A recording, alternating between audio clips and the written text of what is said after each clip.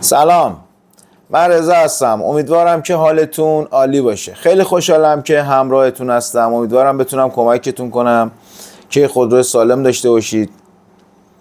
بچه‌ها امروز میخوام در مورد تصمیم تایم با شما صحبت کنم.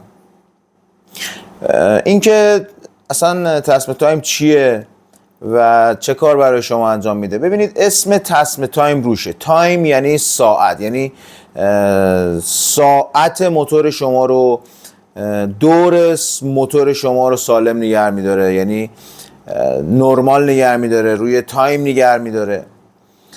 و این خیلی مهمه که شما خیلی حواستون به این تصمیم تایم باشه.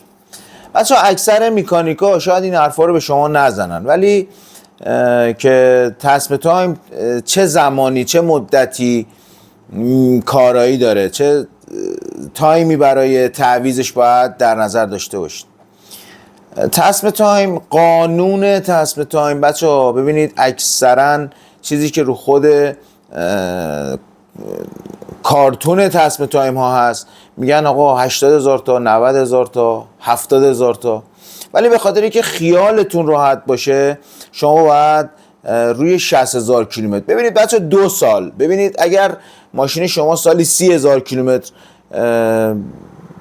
حرکت داشته باشه توی 2 سال، شما باید 2 سال در نظر بگیرید، یعنی سال 30,000 کیلومتر. اگر هم 30,000 کیلومتر رو شما سوار نشدید باید سر 2 سال عوض کنید. چرا؟ چون این جنس تصمیم تایم یه جوریه که میپوسه و به اولین حالا خرابی که توی تصمیم تایم به وجود بیاد پاره میشه و امکان داره بزنه سوپاپ ماشین شما رو کج کنه.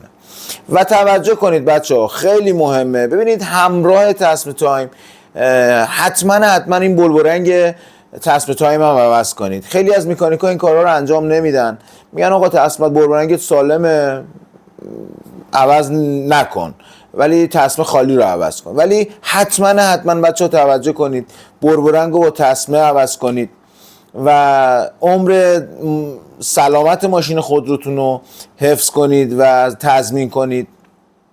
امیدوارم بتونم بچه‌ها کمک کنم یه خودرو سالم داشته باشید. کمکم کنید، همراهیم کنید، بتونم ویدیوهای بهتری براتون تولید کنم. خیلی خوشحالم که همراهم هستید. ممنونتونم. خدا یار و نگهدارتون باشه.